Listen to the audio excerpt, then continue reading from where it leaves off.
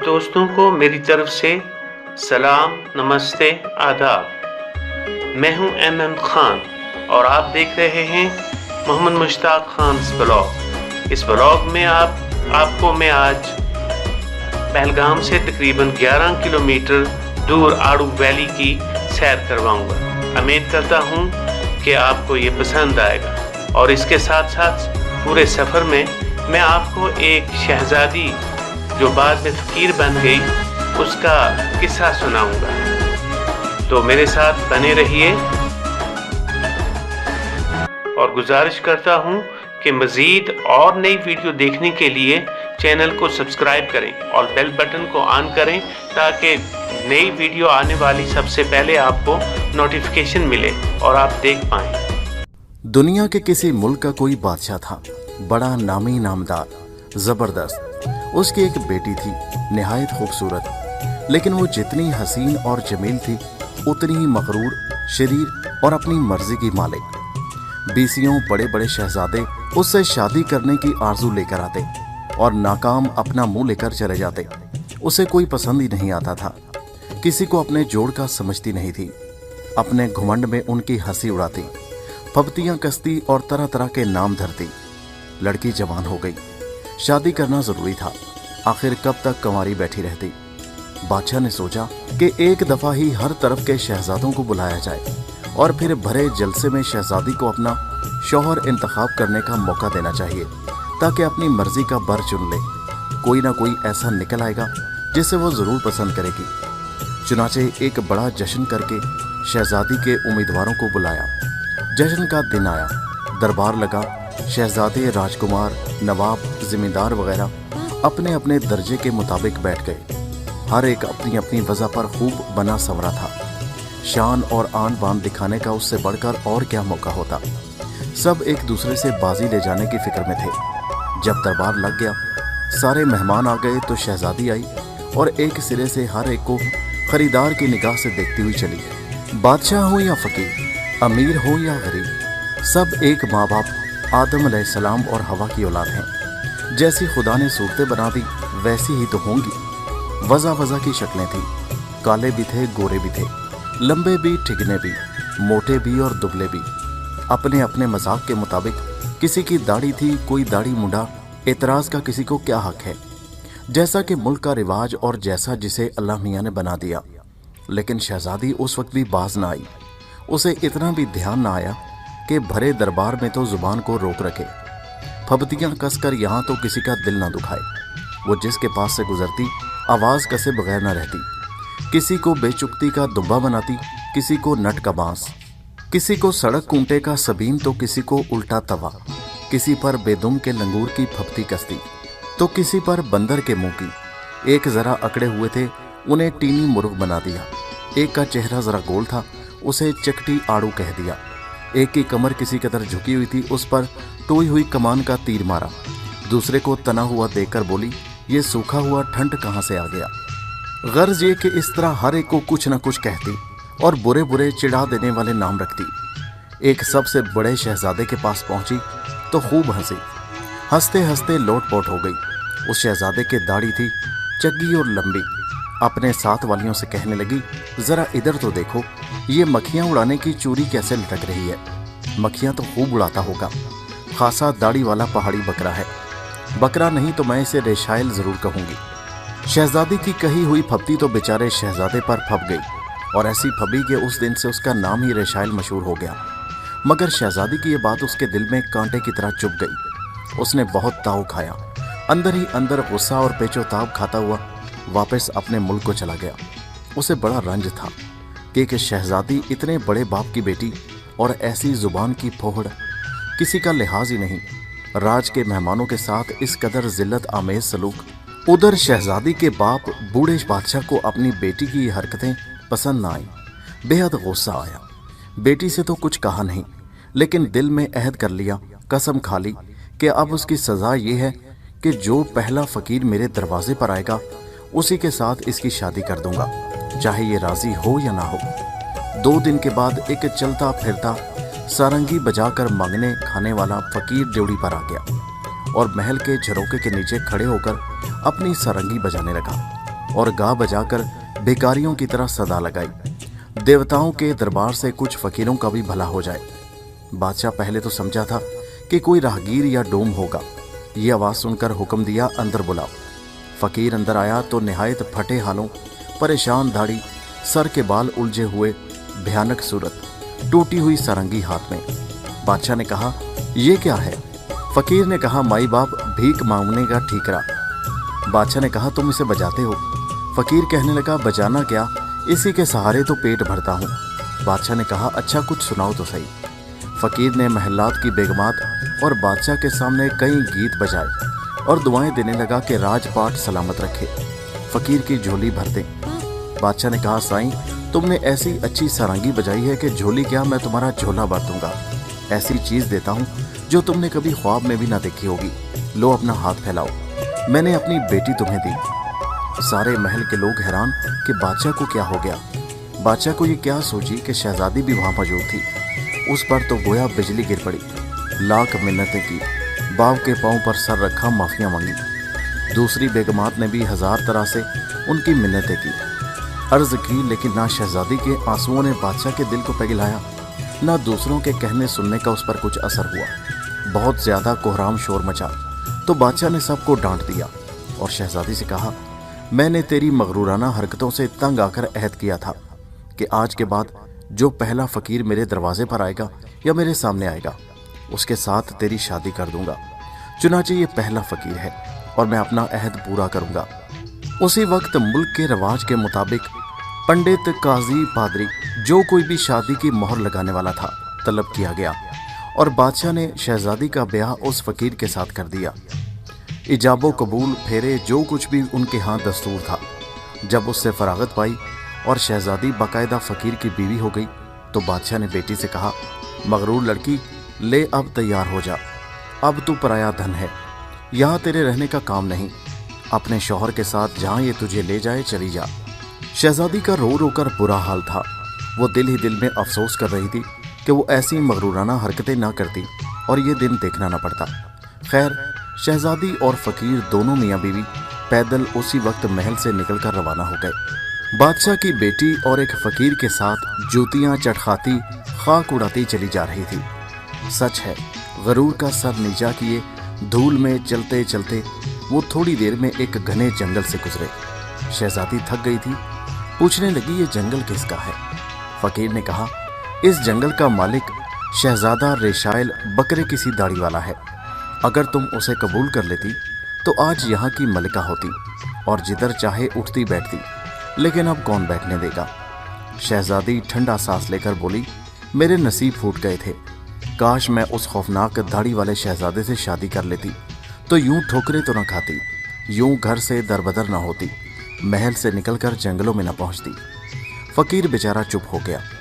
आगे चले और ऐसी जगह पहुंचे जहां खेती हो रही थी, कुएं से रहट चल रहे थे और चारों तरफ दूर दूर तक सब्जाजार था। शहजादी ने फकीर से पूछा, ये इलाका किसका है? फकीर ने कहा, ये सारे लहलाते हुए बागात, खेत, कुएं, खेत खलियान उसी रेशाइल शहजादे के राज में है। अगर तुम उससे शादी से इनकार ना करती तो ये सब चीजें तुम्हारी होती। जिस कुएं से चाहती पानी पीती, फल खाती, फूल तोड़ती और जितने आदमी यहाँ हैं तुम्हारी रियाया होते। शहजादी ने आह भरकर कहा, मेरी तकदीर, मेरी किस्मत में लिखा ही ऐसा था। मुझ नभागी ने क्यों ना उसका पल्ला पकड़ लिया। दाढ़ी वाला सही, शहजादा तो था ना। अब वो एक बड़े शहर के पास पहुंचे। फसील के ऊपर से ऊंचे ऊंचे मकान नजर आ रहे थे। दरवाजे पर आने जाने वालों की भीड़ थी। मालूम होता था कोई अच्छी आबादी है। शहजादी ने कहा, बड़ी रौनक का शहर है। फकीर ने कहा, हाँ, ये शहजादा रेशाइल की राजधानी है। अगर तुम इसको अपना शौहर बना लेती तो इसके बराबर बैठकर यहाँ राज करती। शहजादी ने आह भरकर कहा, मुझसे ज्यादा बदकिस्मत कौन होगा। आई दौलत को धक्के दे देकर मेरी मत मारी गई थी। मैंने उस रेशाइल राजा से मुंह फेर कर क्या फल पाया। फकीर ने कहा, अब मेरे आगे पीछे रोना क्यों रोती हो? मैं ये बातें सुनना नहीं चाहता। मेरा काम नहीं कि तुम्हारा दुखड़ा सुनो। जब मेरे साथ तुम्हारी शादी हो चुकी है तो मैं नहीं समझता कि मजहब के खिलाफ तुम दूसरे मर्द की किस लिए ख्वाहिश करती हो, उसकी तारीफ क्यों करती हो। क्या मैं तुमको अच्छा मालूम नहीं होता? तुमने मुझ में क्या कमी देखी है। शहर के एक दरवाजे से होकर दूसरे दरवाजे के करीब दोनों एक छोटी सी झोपड़ी के सामने जाकर खड़े हो गए। शहजादी ने कहा, कैसी गंदी झोपड़ी है, टूटी फूटी फकीरों की सी कुटिया है, ये मुर्गियों का डिब्बा किसका है। फकीर ने कहा, तुम्हारा घर यही तो है, पहले इसमें मैं अकेला रहता था, आज से हम दोनों मियाँ बीवी रहेंगे। शहजादी ने कहा, इसमें ना कमरे हैं, ना बाला खाने, ना बाग, ना बागीचा। फकीर ने कहा, कमरों, बाला खानों, बागों और बागीचों से हमें क्या मतलब, इसी की संभाल हो जाए तो बहुत है। शहजादी ने कहा, और तुम्हारे नौकर चाकर बांदी गुलाम कहाँ हैं, कनीज़ें कहाँ हैं। फकीर ने कहा, हमारे हाथ पाँव हमारे नौकर चाकर हैं, लौंडी गुलाम हैं, हमें इनके सिवा दूसरे खिदमतगारों की क्या ज़रूरत है। शहजादी ने कहा, तो काम काज कौन करेगा। फकीर ने कहा, हमारे हाथ पाँव, जो काम तुम्हारे हैं वो खुद तुम्हें करने पड़ेंगे, पराया हाथ देखना कहाँ की इंसानियत है। लो अब बैठो नहीं, ईंधन मौजूद है, आग जलाओ, सामने कुएं से पानी भर कर लाओ और खाना तैयार करो, मैं बहुत भूखा हूँ। शहजादी भला आग सुलगाना, खाना पकाना क्या जानती थी, सिट पिटा गई। बाहजार मुसीबत फकीर के जोर जुल्म और हाथ बटाने से जैसा भी उसे बुरा भला आता था, उसने खाना पकाया। दाल, कच्ची रोटियां जली हुई, जितना खा सके खाकर दोनों सोने के लिए बिस्तर पर लेट गए। आधी रात से ज्यादा तो इसी गड़ाक में गुजर गई थी। शहजादी अभी नींद भर कर सोई भी न होगी कि फकीर ने उसे जगाया और कहा, उठ, घर में झाड़ू फेर और पानी भर कर ला, मैं नहाऊंगा। सवेरे से हंडिया डोई कीजियो और देखो दाल खूब घुटी हुई हो, रोटी कच्ची न रहे और ना ही जलने पाए। खुदा का दिया सर पर। शहजादी को जिस तरह हो सका सारे काम करने पड़े, ना करती तो क्या करती, कहाँ जाती। 2 दिन लश्तम पश्तम गुजरे। इतने में घर के अंदर खाने पकाने का सामान हो गया। फकीर बीवी से बोला, पहले तो मैं अकेला था, भीख मांग कर भी पेट पाल लिया करता था, लेकिन अब हम 2 हो गए हैं। ये नहीं हो सकता कि मैं भी भीख मांगूं और तुमसे भी भीख मंगवाऊं, और खाली हाथ पर हाथ रखकर बैठा भी नहीं जा सकता। कब तक यूं काम चलेगा, बराबर खर्च किए चले जाएं और कमाए ना धेला। तुमको चाहिए कि टोकरियां बुननी शुरू कर दो। फकीर जंगल जाकर झाऊ की टहनियों का गट्ठा बांध लाया और शहजादी के आगे डाल दिया। पड़ोस में टोकरी वाले रहते हैं, उन्हें देख देख कर उस शहजादी बेचारी ने टोकरियां बुननी शुरू कर दी, मगर 2-4 ही रोज में उसके हाथों में छाले पड़ गए, उंगलियां जख्मी हो गई। फकीर ने कहा कि मैं देखता हूं कि ये काम तुम्हारे बस का नहीं, तुम चरखा कातो, गालिबन उसे तुम आसानी के साथ चला लोगी। शहजादी बेचारी गरीब चरखा लेकर बैठ गई। फकीर ने रोहड़ ला दिया, ये काम भला शहजादियों के करने के होते हैं। मुसीबत की मारियां जो करती हैं, उनके दिल से पूछो कि चरखा काटना कितना मुश्किल है या आसान। रोहड़ काटना पहले तो अजाब है, फिर तकले का सिद्ध रखना, दोनों हाथ बराबर चलें। अब कभी माल उतर जाती, कभी तकला चुक जाता, घड़ी घड़ी तार टूटते। एक पौनी भी पूरी नहीं कती थी कि उंगलियां छिद गई और उनमें से खून बहने लगा। फकीर ने तेवरी चढ़ाकर कहा, मैं तो कुछ और समझा था, तुम तो बिल्कुल निकम्मी निकली, कोई काम तुम नहीं कर सकती। तुमसे शादी करके मैंने खूब अच्छी कमाई की, अच्छा अब कोई और धंधा निकालूंगा, ये तो होगा नहीं कि तुमको यूं ही बैठकर खिलाऊंगा। गांव जाकर मट्टी की हंडियां, सुराहियां, मटके, ठेलियां ला दूंगा, तुम बाजार में खड़े होकर उन्हें बेचना। शहजादी बेचारी ठंडा सांस लेकर बोली, अब मेरा ये लिखा पूरा करोगे? जब मैं बाजार में खड़ी होंगी, अगर मेरे बाप का कोई नौकर चाकर उधर निकल आया और मुझे इस तरह वहां पर बर्तन बेचते हुए देखा तो वो क्या कहेगा, मेरा कितना हंसी मजाक बनेगा। फकीर ने शहजादी के इस कहने और रूखी सूरत बनाने की जरा परवाह नहीं की, गोया कुछ सुना ही नहीं, और कहने लगा, बस कल मैं ये सब सामान तुम्हें ला दूंगा, और अगर तुम्हें भूखा नहीं मरना तो सरे बाजार खड़े होकर बर्तन बेचने पड़ेंगे। सुबह ही फकीर ने बर्तनों का ढेर लगा दिया, मारे बांधे का सौदा था। शहजादी बेचारी दिल में अंदर ही अंदर रोती रही और बर्तन लेकर बाजार में जाकर खड़ी हो गई। अव्वल अव्वल खूब दुकान पर भीड़ रही। एक खूबसूरत जवान औरत को देखकर जो उधर से गुजरता खड़ा हो जाता। ऐसी अनोखी कुम्हारी शहर में आ जाए और बांके तिरछे उसे ना गिरें, रुपया बरसने लगा। जो दाम वो कहती, हर कोई बिला हुज्जत दे देता। मट्टी के बर्तनों की खरीदारी कैसी, ये तो सब उसका हुस्न देखने आते थे। शाम तक सारे बर्तन बिक गए। दूसरे दिन फकीर और बहुत से बर्तन ले आया। अब तो शहजादी ने बाजार के कोने में दुकान लगाकर बैठ गई। बैठे देर नहीं हुई थी कि एक शराबी सवार घोड़ा बगाता आया और शहजादी की दुकान को रौंदता हुआ निकल गया। बर्तन टूटकर ठीकरे हो गए, एक अंजूरा तक सलामत न बचा। शहजादी ईंट का घर मट्टी देखकर रोने लगी। रोने के सिवा और क्या करती? उस नागहानी आफत का उसके पास क्या इलाज था? कहने लगी, अब क्या होगा, देखिए मेरा क्या हाल होता है। वो क्या कहते हैं, खुदा ही है जो आज इज्जत बचाए। लेकिन वहाँ ठीकरों पर बैठी कब तक आंसू बहाया करती। डरती कांपती घर आई और जो कुछ गुजरा था फकीर को सुना दिया। फकीर ने आंखें बदल कर कहा, बाजार को अपने बाबा का घर समझ रखा है? मैं तो पहले ही जानता था कि तुम इस काम के भी काबिल नहीं हो। भला इससे ज्यादा गधापन और क्या होगा कि बाजार के मोड़ पर दुकान लगाई, और दुकान भी लोहे लकड़ की नहीं, मट्टी के बर्तनों की, जो जरा सी ठेस लगने से चूरा चूर हो जाएं। तुम ये नहीं जानती थी कि वहाँ हर किस्म के लोगों का आना जाना है। खैर, अब इस रोने झिकने से कुछ फायदा नहीं। मालूम हो गया कि तुम इस किस्म का कोई काम करने के काबिल नहीं। अच्छा, मैं शाही महल जाता हूँ, वहाँ पूछूंगा, शायद बावर्ची खाने में किसी काम करने वाले की ज़रूरत हो। अगर कोई जगह खाली हुई और उन्होंने तुम्हें रख लिया तो रोटियों की कमी नहीं रहेगी। तुम बावर्ची खाने की झूठ जाट से पेट भर लेना और तुम्हारी तनख्वाह से मैं गुजारा कर लूँगा। फकीर गया और थोड़ी देर में शहजादी को ले जाकर राजमहल में छोड़ आया।